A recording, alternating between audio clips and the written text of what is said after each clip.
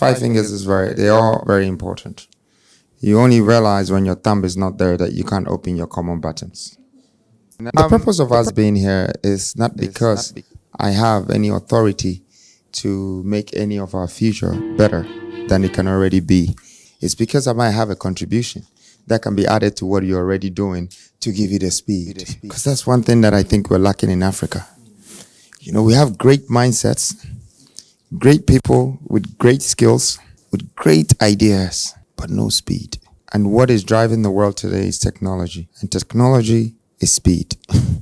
And if the world is running that fast, then who are we to walk? That's the question that I ask myself every day. And it's one of the reasons why I think young leadership is needed. Because the value that they have for time is completely different from people who have overused their time. I'm not interested in making money anymore. I'm not interested in acquiring riches anymore. I'm not even interested in building wealth for myself anymore. I'm interested in a legacy. Legacy is not the cars we drove, or the houses we built, or how handsome we look like, or the kind of hairstyle we had. Legacy is the investment we put in people. And so when we're not here, they remember us. And when we're gone and gone and gone, our absence is felt. Because in between the present that God gives us, which is life, there's a price that we pay, and that's going to be our death. But before the death, the only thing we have in between that we should take it very serious is time.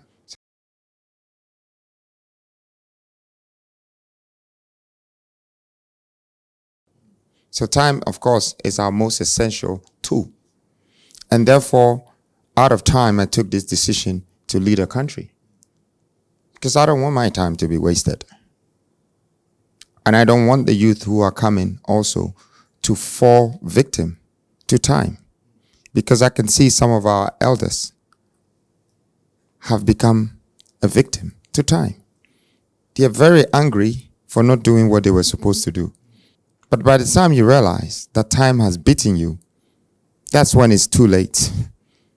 There is nothing like going back to too late and telling too late, make it too fast. And it's the fact. And it's really hitting us as black people and as Africans. There are skills that people have acquired in this room, and their talent and knowledge that people have in this room, that surpasses what I have. So I'm also here to learn from you. We're going to have that open conversation to know how we can build our industry. But before we build the industry, what do? We have to build the people. I'm bringing mentality to be plugged into our personality. We have secured our personality. And when everybody was introducing themselves, it was personalized. Everybody introduced themselves based on their positions and their posts. The mentality now is where we have to go with that personality. If we don't have the two combined properly, we're not going to build the likes of the Hollywoods.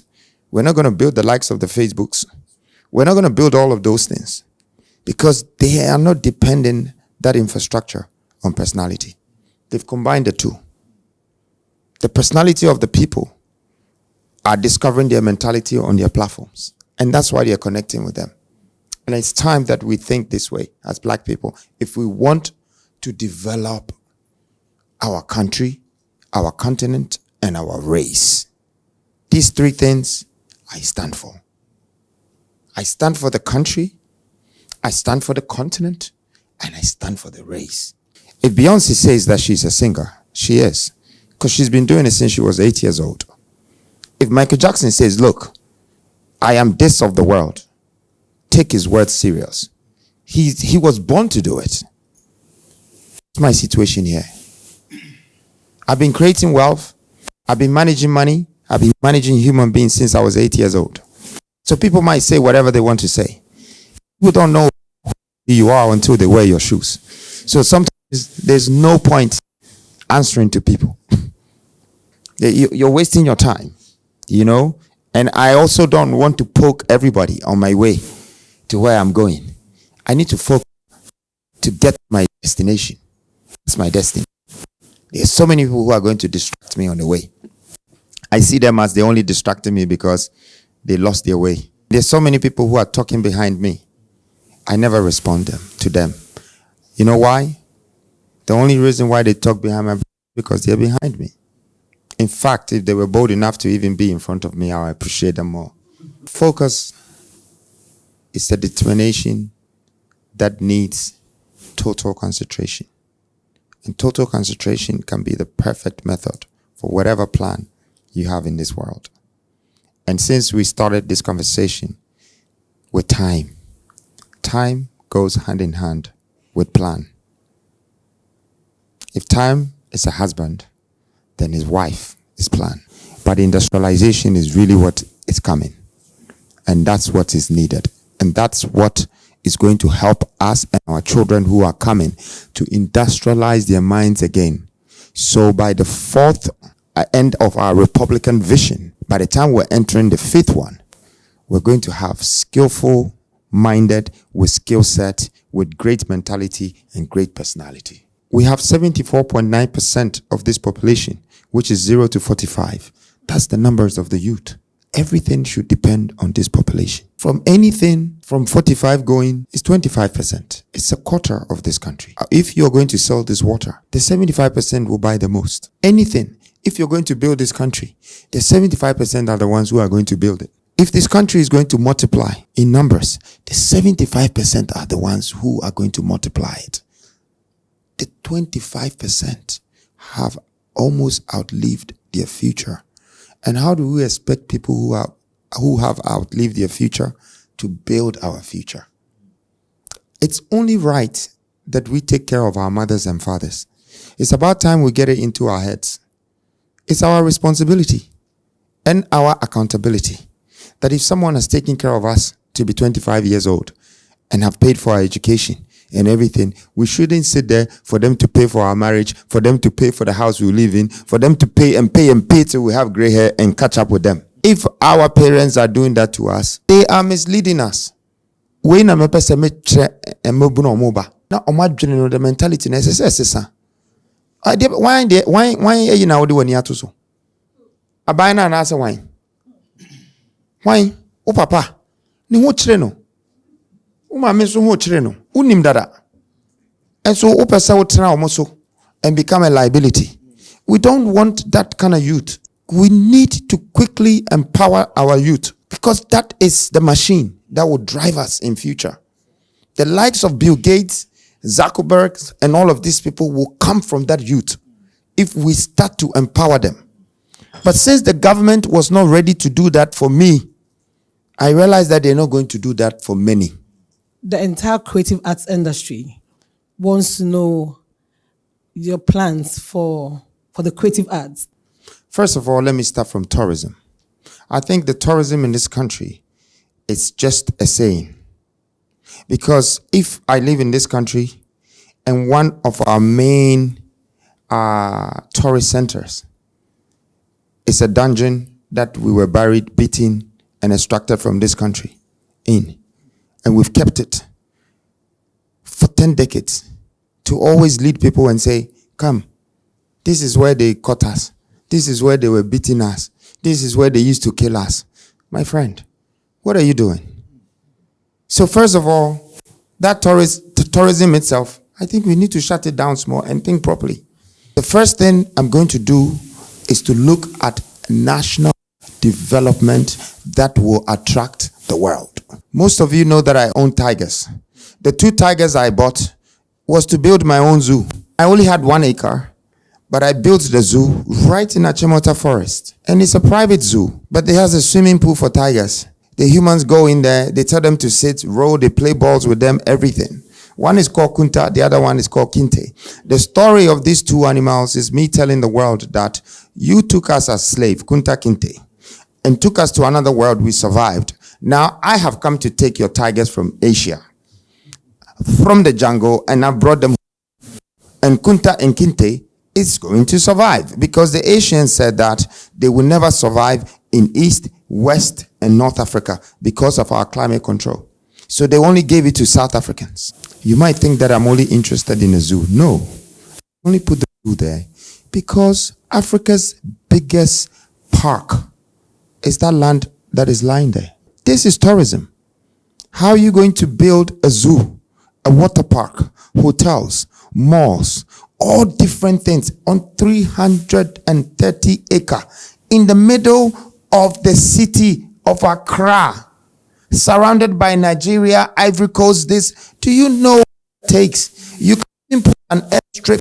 So by weekend, people are flying from Ivory Coast, from Liberia, from Nigeria, and they will come to this park. You make life better for people. Development makes life better for people. The only reason why people are going out to America and to Europe is because they have development. But I can mention 10 in my plan. We are taking the scraps of China to do our development, putting a local bond on a building that is supposed to be memorial. 9, 10 o'clock, this country is closed.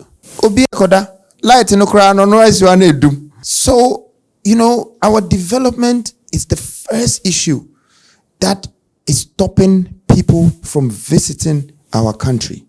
How easy are you making it for people to want to be here? Dubai is the corner of the world. They built some of the biggest airports, came with the biggest flight packages, and did water fountains, development, water sports, hotels, everything. Guess what they turned Dubai to? Center of the world. Everyone that buys a ticket that goes through Dubai, they can be going to America, London, or Dubai. You get charged for aviation tax of $100. It's automatic on the ticket. That's how they even do their visa transaction. So it's visa free, but you have to pay for that to guarantee the visa. So in a day, 1 million people are going through there. Times it by 100. This guy is making $100 million of a country that the population is only 4 million, but the apartments there is 22 million. Hey, that means one person owns 4 or 5 apartments. His strategy of tourism has brought enormous world attention and attraction to it. And what was it based on? Development. So that's tourism, first of all. If you chose me as a leader tomorrow, I will close a lot of your ministerial offices. We have to start it all over again. Now, let me talk about the creative industry. For instance, a musician can tour the whole country if every year they have 2 to 3 million people visiting in weeks. So the Americans, they don't even need England or Africa. So if you call them, you have to pay them times 10 before they come. Because they don't need you. When they start from Arizona, they can go all the way. California, near, Virginia, all the nears. They will go. And every one of them is paying them because they have that value for them. I'm not a politician. If I was, I'll be here promising you different things. I'll do this, I'll do this, I'll do this to make your head big and expect something that is never going to come. So I'm only going to share the truth with you because I'm a leader, I'm a visionary, and all my decisions, my plans, and my idea is purposeful. We all need to be a part of a purpose before it can happen. Not promise. Promise is just a program. And I'm telling you, even if you promise your wife, and she is the only one that I promised, I did not let her down. But if she had waited any longer than 2 months, I could have changed my mind. That is the truth about promising. People change their mind when they get there and they forget the promise. Maybe another person gets in the picture, then, forget the last time what we said and all of that. So I want to be discussing this and sharing my policies with you so you can see my purpose for this nation and for this country. So the creative industry, one, you're lacking inspiration and energy from the outputs of this country's development, global recognition, acknowledgement, all of that. First of all, that reduces your energy, the potentiality. The things that you need to say that what I'm doing is good. What I'm doing is powerful. It's going everywhere. Because if you compare Ghana to Nigeria, it's huge. But Nigeria has a great development. The only thing that we're not seeing is that they're 260 million. So if 1% of Nigerians are bad, it's 2.6 million. Okay? It's almost, it's almost the whole Ghana being bad. But then they will look very bad. And if their development, it's not fully done, you will see it that way too. But they've gone very far when it comes to creative arts. They are global. They have stuff in England, in American shops. They're selling stadiums outside Africa. It means that they have created something very powerful. And what did they use to create that? Their population, their development, and the returns of whoever that is entering their country and what they're doing from the outside. That's how they draw their inspiration. I think Ghana, we're very stiff right now, and it's because of the history of our governance. And I see that as some of the issues in our system. So if I am going to do anything to help the creative industry, I don't need to come with a promise again. I need to find your issues. I need to find what is wrong with your industry. And that's the one that I'm going to attack. I'm not going to attack any politician. I'm not going to attack the government. If he can do it, he would have done it. He just doesn't know. And because you are also sitting down waiting for him, I want to advise you that, please, you run out of time. We need to decide now. And so, creative art.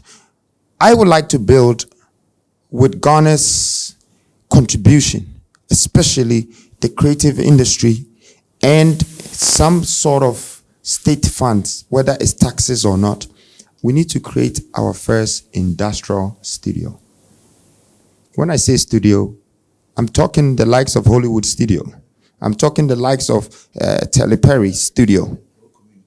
Okay? It costs you between 500 million to 700 million dollars.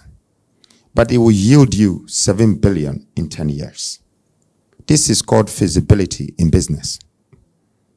You do your feasibility, and then you do your investment. This investment and development is my best two qualities in the corporate world. I understand investment and I understand development. Question: does your government know this? No. Your president? No. He's very good, and I can say it in front of any president, that African presidents are very good in spending money, not making money. So they're always going to come and spend money and find a way to tell you, this is how I spent it. What a big mistake. You're not cutting the money. If you're cutting the money and you're even spending it, you still have cost. But you're borrowing the money. Your cities itself, you're buying it. They have to bring it from Switzerland before you get it. And you don't have any solution of what brings you returns. There is no IRR in their planning, whether you're talking of the creative art. Because if I don't create wealth to circulate in the creative industry, you don't have one. You don't have one. So if I invest 500 million, guess what I'll be doing? This is Nigeria. They'll come to this studio. South Africa, they will come. Ivory Coast will tell you to find a translating system for this, that, French. They will come. When you start pulling 4 or 5 countries in Africa into your country to just come and produce their movies, act, and get A-class movies, whatever, you, first of all, you're feeding your tourism.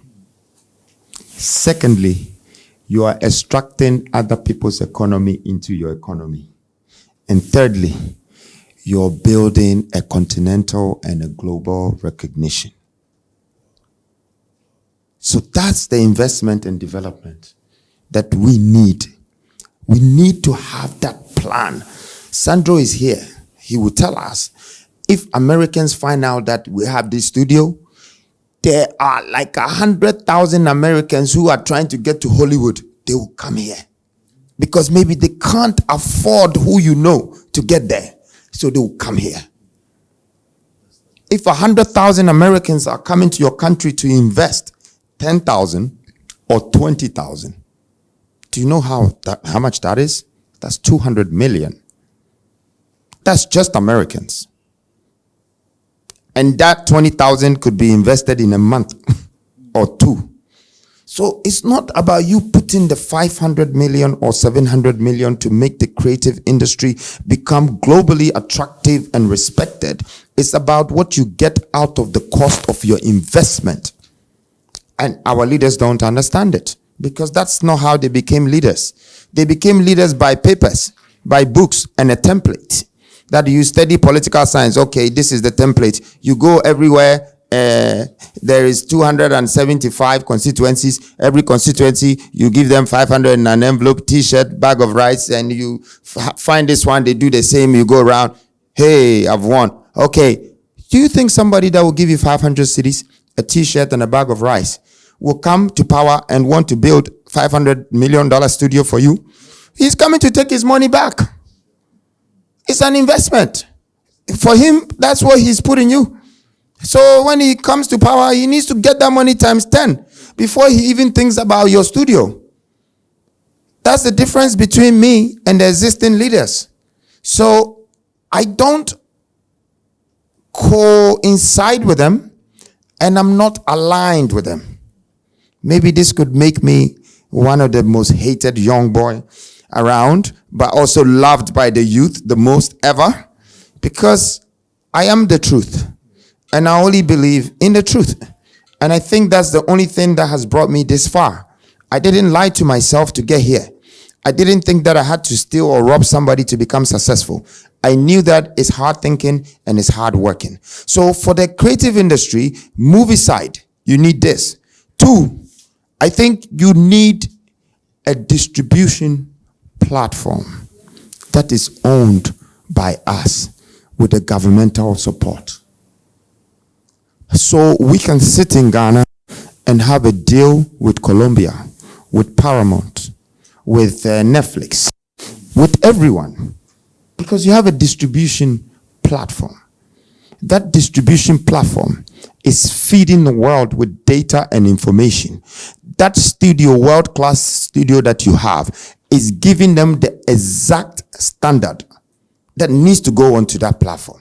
Here's are the rules and the regulations. You want Italian shoes? You have to do it from a plant. You cannot do it from your hand. It needs to come out perfect. And you can't, the mistake needs to, even if it's wrong, they call it what? Factory reject or whatever, they remove it. Get it back. So it's the same thing. We have movies that is not fully standardized. The story needed a bit of twist, but the screenwriter was not too close to maybe the person putting the script together and the producer, but they're working together, and there's some breakups here and there, and when they finish, one by side roadside distribution, and the whole thing is bootlegged, and before you know, dead. How many stories can we write in our lifetime, each of us, if we wanted to make a movie? And even if it was once a year we were doing, it won't be more than 30 or 40, unless we have a room of a library of writers and this and that. And but you see, these are vacuums. They're huge vacuums. And it hurts to look at some of you with your intelligence and everything, and these vacuums are ahead of you. Because some of them, when you get to the front of it, you can't even jump. Because you jump, you fall. So you just have to turn around. So I can't go further. And I want us to look at the vacuums first and start to build those foundations. So when our ideas kick off, the youth that are coming will use technology and the modern Gen Z mindset to come and expand it. So you have a distribution platform.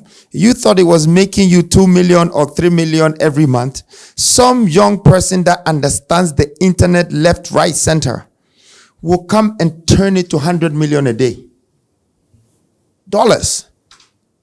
And that's because we give them the chance to be part of our development, of our idea making, all of that at a very early age. We should take this advice that the younger you are, the faster you think. The older you are, the wiser you become. But the slower you do things. So it always have to be an equilibrium balance.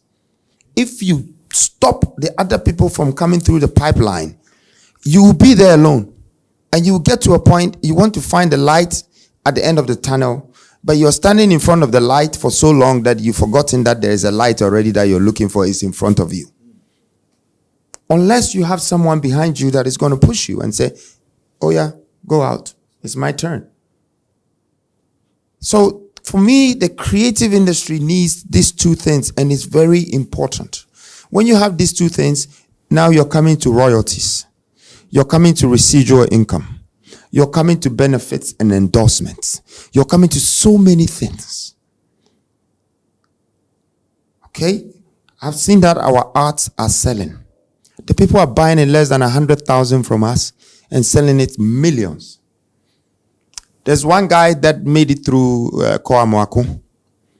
And Bediako is now protecting his work because he got the chance to work with the likes of Dior, Christian Dior, and all of these international people. So his art shot up to $500,000 to $1 million.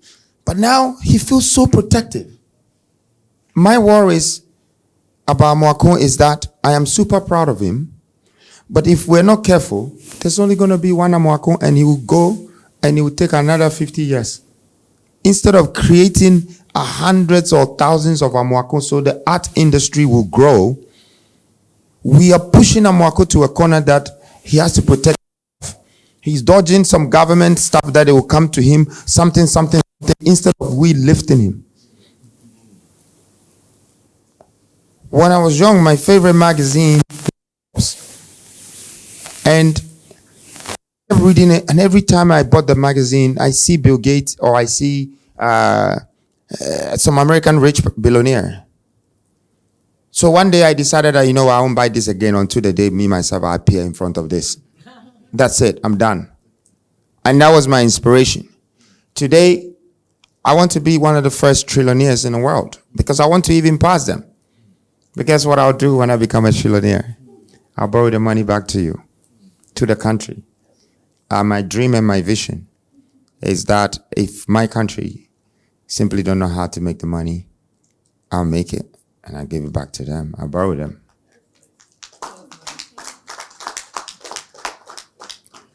And the good thing about it is that I also don't intend to take the money back, unlike IMF, who is chasing us every day and pulling everything from us. Because I want to set a great example. The money is not the substance that will save us, but money is a necessity. You will leave it. Just like how you came without it, you will go without it. And anyone who is 75 and extremely successful and rich, every day wake up with one problem. They wake up with one problem. The problem is, who are we going to leave this money for? His son is sitting right next to him, but he knows he's not going to be able to do what he's doing. And for you to build billions, you will never give it to those who don't know how to manage and build billions. You would rather give it to charity. That is the mentality. It's a religion to become a billionaire. It's an action to become a millionaire. But before you become a billionaire, you need to adopt a particular religion of living and understanding humanity and understanding the value of money. This is when God opens the door for you. And it's going to take a lot of guts to walk through that door. And when you enter that door, you're going to remember to stay in the room, or what is going to take for you to remain in the room is brains, is no more guts. Because you're going to see 8 or 12 men sitting down with so much brains. Reason why they're still in the room. This is a billionaire's world. Let's build our youth and our nation to generate this type of millionaires and billionaires mindset. Because the money is just cash. The mindset is the treasure. The cash itself, it can fly and it can go. But if the mindset is not so powerful, it can just vanish. You can have $1 billion and the way it's all set, this one day you see it, it all start crashing. And if you don't have a quick mindset to save it, it dies. That means the money has left you. It's going to someone else who has the right mindset to consume it. I would like to say that today I have the right mindset for this nation. Not to just consume money, but to create it, create the wealth in this country. I simply know, I might not know 10, 20 years from now because I'll probably be getting older. People say I'm crazy. People say, oh, he's lunatic, he's this, because they can't stand me. Yes, I'm fire. I am something that you've not seen. Yes, and I'm proving to you that yes, I'm not the average type. And I'm not the one who is sitting down waiting for anyone to come give me anything. I am bringing you something. I am giving you something. You know, I'm not taking anything from you. What I have is what I have come to add to society, to nature, to human beings, and to this world. There is no one that can discourage me. There is no one that can discredit my hope. I am a one-man institution that believes in humanity, and I believe I can make it better. So, in a nutshell, these are a few of my credentials that is stipulated with the policies that will come in the creative industry. You know, investment, development, establishment, for recognition, for acknowledgement, and for tourism. This will bring empowerment in our system. Once you're able to build the foundation first, you will start to see how to position all the people with skills and talents. Thank you.